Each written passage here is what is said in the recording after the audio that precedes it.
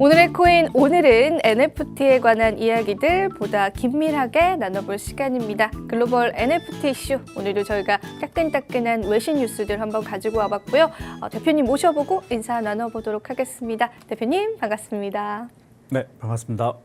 네, 오늘도 다양한 이야기들 재미나게 여러분들에게 들려주실 그런 예정인데요. 저희가 오늘 첫 번째로 나눠볼 이야기는 바로 이 금 NFT에 관한 겁니다. 사실 제가 수요일 날에도 이 부분에 관해서 좀 다뤄봤던 적이 있었는데 그때는 이제 한국 금 관련해서 NFT가 발행이 된다라는 소식이었고 오늘은 또 다른 금 NFT에 관한 이야기입니다. 보다 자세히 한번 들어보도록 하겠습니다. 네, 솔라나 블록체인의 상당히 유명한 NFT죠. 오케이베어스를 제가 오랜만에 소개해 드리는 것 같습니다. 오케이베어스가 한때 이더리움 전체 NFT의 거래량을 넘어선 솔라나 베이스 프로젝트로 인기가 많았는데요. 이번에 오케이베어스에서 그 오케이베어스를 가지고 있는 유저 홀더들을 대상으로 10,000개의 금 NFT를 발행한다는 소식입니다. 이 NFT의 이름은 파운더스 코인이라고 얘기를 하고요. 그 파운더가 주는 토큰이다라고 생각하시면 될 것 같은데요. 랜덤하게 제공되는 이 금 NFT는 오케이베어스 그 홈페이지에 가보시면은 이 코인 모양인데 그 안에 오케이베어스의 그런 이미지가 들어있는 코인이다라고 보시면 됩니다. 근데 요 코인 안에 랜덤하게 뭐 0.25 0.5, 1, 5, 10g 정도로 이제 금을 청구할 수 있는 그런 혜택이 들어가 있다라고 볼 수가 있습니다. 그래서 금은 4분기에 10g 이상의 NFT에 대해서만 청구를 할 수가 있고, 그리고 10g 이하에서는 금이 아닌 솔라나나 아니면 USDC로 청구를 할 수 있다라고 밝히고 있습니다. 네, 오케이베어스에서 실물 금으로 교환이 가능한 NFT를 에어드랍했다라는 소식인데요. 사실 이렇게 그 실물로 교환할 수 있는 NFT가 나온다라는 거는 저도 개인적으로는 굉장히 좋은 좀 신호로 보여요. 그리고 실질적으로 정말 금으로 교환이 가능하다고 나도 한번 사볼까라는 좀 생각이 들거든요. 추가적인 내용들도 계속해서 알려주시면 감사할 것 같습니다. 네, 금 NFT 이 코인은 청구를 할 수 있는데, 근데 청구를 한다면 그 가치가 소각이 됩니다. 제 NFT가 이제 없어진다라고 볼 수가 있는데요. 이 5% 정도 이제 로열티가 있기 때문에 첫 8주 동안 거래된 부분에 대해서는 OK 케어스 펀드에 이렇게 적립이 된다라고 볼 수가 있는데, 이게 주식에서도 보면은 이게 청산 가치라는 말이 있지 않습니까? 네. 그래서 뭐 우선주를 갖고 있으면 회사가 망했을 때 가장 먼저 그 변제를 받는다라고 볼 수가 있는데, 요 NFT도 청산 가치가 들어간 NFT다라고 볼 수가 있어요. 그래서 여기 이제 키포인트를 살펴볼 수 있는데, 이게 왜 금을 주는 NFT를 에어드랍 했느냐를 우리가 생각해 볼 수가 있는데, 지금 많은 NFT들이 후속으로 NFT를 무료로 에어드롭을 해주고 있는데 대부분은 큰 가치가 없습니다. 예를 들면은 원래 NFT가 뭐 100이더라고 한다면 새롭게 NFT를 에어드롭 했을 경우에는 뭐 10이더라든지 한 10분의 1 정도로 이제 가치가 떨어지는데, 요즘 같은 경우에는 NFT 시장 자체가 좋지 않기 때문에 오케이베어스에서 새로운 NFT를 에어드롭 하더라도 그 가치가 높게 형성되기는 사실 좀 힘든 상황인데요. 이때 청산 가치를 더한, 즉 어떤 금 정도의 가격, 아무리 떨어져도 이 가격 이상은 유지된다라는 그런 포인트로 이거를 이제 또 준 것 같고요. 이게 새로운 좀 아이디어죠. 제가 봤을 때는 아무리 뭐 청산을 해준다고 하더라도 그 가격에 팔 사람들은 별로 없을 것 같아요. 왜냐면 그 NFT 자체가 소각되니까. 그래서 이 NFT는 금 가격 더하기 어떤 NFT 자체의 그런 예술성까지 포함된 그 가격으로 형성될 것으로 보입니다. 이제 보통 NFT를 에어드랍을 하게 되면은 본래 가치보다 그 가치가 줄어드는 게 통상적으로 맞았었는데 지금 OK베어스에서는 이제 금으로 교환을 해준다라는 것 자체가 사실 금의 가치 같은 경우에는 떨어지더라도 어느 정도의 또 지지 라인들을 좀 잘 지켜주는 어떤 실물 자산 중에 하나잖아요. 저희도 늘 시황을 통해서 금 시세도 좀 체크를 해드리고 있는데 그러한 부분들로 봤을 때 OK베어스에서 NFT 보유자들을 좀 최대한 많이 배려한 그러한 부분들이 좀 포착이 되는 것 같습니다. 우리가 이 부분을 봤을 때 어느 부분을 좀 시사해 볼 수 있을까요, 대표님? 네, 저희 NFT는 커뮤니티랑 상당히 밀접하게 네. 연관이 돼 있잖아요. 그래서 이제 커뮤니티를 운영하기 위해서 되게 많은 혜택들을 주고 있는데 지금도 뭐 여러 커뮤니티에서 에어드랍을 해준다든지 아니면 어떤 파티에 초대한다든지 여러 가지 다양한 행사를 운영을 하고 있습니다. 그런데 뭐 이렇게 OK베어스처럼 실제 실물 자산이 포함된 NFT를 이제 발행한다고 한다면 그 신규로 진입하는 사람들이나 아니면 기존 홀더 입장에서도 이 가치가 특정 가격 아래로는 떨어지지 않겠다. 예를 들면 이제 테라 루나 사태처럼 거의 뭐 99% 이상이 폭락하잖아요. 그러니까 폭락하는 부분을 좀 막아줄 수 있겠다라는 그런 기대를 전달하기 때문에 그 NFT에서의 새로운 어떤 베네핏으로서의 기능을 할 수 있을 거다. 즉 이정표를 던져주는 방법이다라고 볼 수가 있을 것 같습니다. 네, 사실 이 거시적인 관점에서 본다고 하더라도 금이라는 거, 골드라는 거는 이 대표적인 안전 자산 중에 하나죠. 이러한 대표적인 안전 자산 중에 하나를 NFT를 통해서 에어드랍을 할 수 있는 서비스를 제공한다는 것 자체가 NFT에 관한 신뢰성을 보다 더 두텁게 해주는 하나의 요인이 될 것 같습니다. 그래서 신규로 투자하시는 분들께서도 어느 정도의 불안감은 좀 없으신 상태로 신규 접근까지도 가능하게끔 하는 그런 시사점 까지도 우리가 한번 챙겨볼 수 있었습니다. 자, 시간 관계상 저희가 두 번째 이야기로 대표님 바로 넘어가 보도록 할까요? 네. 지금 두 번째는 웹3 티켓팅 네. 문제, 즉 NFT 티켓과 관련된 부분인데 기존의 티켓은 여러 가지 이제 문제를 가지고 있죠. 그 첫 번째가 위조 및 변조가 가능하다는 거죠. 암표도 요즘에 그렇죠. 제가 얼마 전에 어머님한테 임영웅 씨 콘서트를 네. 해주려고 했는데 실패했거든요. 근데 암표가 3배, 4배 넘게 올라오더라고요. 참 속상했습니다. 네. 네, 네. 그렇습니다. 그 방금 말씀드린 것처럼 이제 종이기 때문에 쉽게 위변조가 가능한데 물론 그 가격이 저렴한 거 같은 경우에는 위변조를 안 하겠죠. 근데 가격이 높으면 예를 들면 뭐 임영웅 관련된 네. 이제 콘서트다. 네. 그럼 누군가가 그거를 뭐 위변조해서 스탠딩이라고 한다면 참여해도 모르거든요. 그렇죠, 맞아요. 네. 그런 일이 실제로 일어났습니다. 아. 예, UEFA에서 축구 결승전에서 그 위변조 티켓으로 들어간 사람들이 있었는데 그때 참여한 사람들이 낸 티켓 중에 70%가 위변조 무려? 티켓으로 예, 확인이 됐습니다.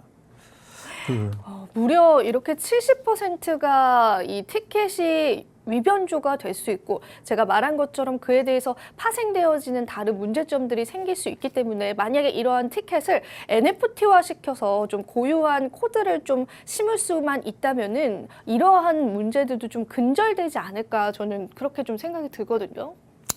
맞습니다. NFT 형태로 티켓이 만들어진다고 한다면 그게 세 가지의 문제점을 해결할 수 있는데요. 첫 번째 이제 위변조가 불가능하다는 거죠. 네. NFT는 블록체인 위에 형성되기 때문에 그 명확한 컨트랙트 어드레스 즉 계약 주소값을 갖고 있습니다. 그래서 계약 주소값과 아이템 넘버가 다른 경우에는 이게 이제 제대로 된 티켓으로 인지되지 않기 때문에 그런 부분을 보완할 수가 있고요. 두 번째는 NFT 거래소에서 티켓 자체가 거래되기 때문에 암표를 방지할 수 있고 그리고 2차 시장에서 이제 사기 또한 방지할 수 있습니다.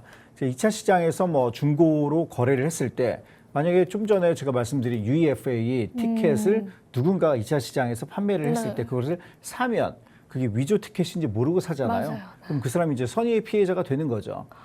그래서 뭐 뮤지컬이라든지 그런 것처럼 뭐 좌석이 정해져 있다면 그 그 위조 티켓을 구매한 사람들이 금방 발각되겠지만 좀 전에 제가 말씀드린 것처럼 어떤 스포츠 경기에서 위조 티켓을 쓴다고 한다면 발각되기 어렵거든요. 다 그 경기가 끝났을 때 비로소 이런 위조 티켓이 돌아다니는구나를 발견할 수가 있겠죠. 그만큼 투자한 사람들이나 그 티켓을 돈 주고 산 사람들이 피해를 입는 그런 구조를 해결할 수 있는 방안으로 NFT 티켓이 좀 유력하게 떠오르고 있다라고 볼 수가 있습니다. 네, NFT 티켓이 만약에 NFT로 티켓을 발행하게 된다면 이점들로 특별히 첫 번째로는 위변조가 불가능하다라는 부분들을 꼽아주셨고요. 두 번째는 제가 앞서서 말씀드린 예처럼 이런 암표 방지를 할 수 있다라는 부분들과 또 2차 시장에서 사기가 빈번하게 일어납니다. 암표를 기껏 웃돈을 주고 샀음에도 불구하고 그 티켓이 가짜로 판명나는 그러한 경우들도 있습니다. 그래서 2차 시장에서 그런 사기들도 어느 정도는 우리가 근절할 수 있다라는 그러한 이점들이 있습니다. 그래서 제가 생각할 때는 하루빨리 이 티켓을 NFT로 좀 대대적으로 바꾸는 게 좋지 않을까 저는 그런 생각이 들거든요. 대표님 어떻게 생각하세요? 네, 여기서 이제 키포인트가 있는데 NFT 티켓이 아직까지는 좀 시기상조라는 거예요.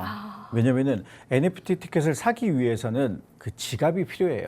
그렇죠. 그런데 그 지갑을 만드는 게 뭐 2030들은 좀 쉽게 않아요. 만들겠지만 그 이상 맞아요. 40대 저도 그 나이대인데 40대 이상이 뭔가를 만들려면 좀 불편합니다. 맞아요. 네. 그래서 이런 불편한 부분을 좀 해소할 수 있는 그런 방안이 빨리 마련되면 좋을 것 같고요. 그리고 이번에 NFT 티켓이 많이 팔렸어요. 근데 이제 뭐 라스베이거스에서도 자바 워키즈 쇼라고 그 댄스 하는 그런 쪽에서도 NFT 티켓을 발행했고요. 그리고 코첼라라고 음악 및 예술 축제가 있는데 거기서도 NFT 티켓을 발행했습니다. 그리고 최근에 제가 소개해드렸던 이제 나폴레옹 지금 맞아요. 네. 뮤지컬도 NFT 티켓을 발행을 했는데 기존에 그러한 쇼를 애호하는 그런 애호가들이 사기에는 NFT 티켓이 좀 불편한 부분이 있기 때문에 그런 부분이 빨리 해소가 되고 그리고 NFT 티켓이 줄 수 있는 가치가 종이 티켓을 뛰어넘어야지만이 좀 활성화될 수 있을 것 같아요. 대표님과 또 잠깐 대화를 나눠보자면 저도 내일 이 인천에 있는 락 페스티벌에 놀러를 가거든요. 근데 저는 종이 티켓을 받아서 갑니다. 그래서 우리가 이런 공연 문화에도 NFT 티켓이 하루빨리 도입이 되면은 여러 가지 이점들을 챙길 수 있을 것 같습니다. 근데 이제 사실은 이 지갑을 생성하는 데 있어서 많은 투자자분들이 어려움을 겪으시고 어려워하세요. 그러다 보니까 NFT 투자를 또 그 부분에서 포기하시는 분들도 많더라고요. 그래서 이 지갑을 생성하는 그 어려운 기술적인 문제들을 해결할 수 있는 방안들이 나온다면 이 NFT 티켓 같은 경우에는 정말로 실생활에 우리가 많이 이점을 가지고 활용할 수 있는 하나의 분야인 것 같다라는 생각이 듭니다. 추가적으로 이 부분에 대해서 더 해주실 말씀 있으실까요? 네, 지금 뭐 인터파크나 여러 개 이제 종이 티켓을 발행하는 데가 있는데 그쪽에서 NFT 티켓 플랫폼을 만들 수도 있지만 그 우리가 일종 카니발라이제이션이라고 해서 자기 살을 자기가 먹는 형태로 뺏길 가능성이 있거든요. 그래서 아마 기존의 이제 메인 쪽이 아니라 좀 메인이 아닌 쪽에서 서서히 NFT 티켓을 판매하는 플랫폼이 나올 것 같습니다. 그래서 뭐 NFT 쇼박스도 제가 이제 소개시켜 드렸는데 그러한 NFT를 판매하는 티켓을 판매하는 플랫폼들이 점점 나타나면서 많은 사람들이 좀 알게 될 시점이 점점 다가오지 않을까라고 생각을 합니다. 네, 처음이 어렵지 이게 대중화가 되게 된다면 아마 급속도로 좀 퍼지지 않을까 그런 생각들도 좀 해보도록 하겠습니다. 자, 마지막 이슈 한번 살펴보겠습니다. 스타벅스에 관한 이야기인데요. 대표님 스타벅스 커피 좋아하시나요? 예, 네. 많이 먹고 있습니다. 네, 저도 좋아하는데 비싸서 잘 못 먹습니다. 네, 아무튼 오늘 스타벅스의 웹3 전략에 관한 이야기 한번 들어보겠습니다. 네.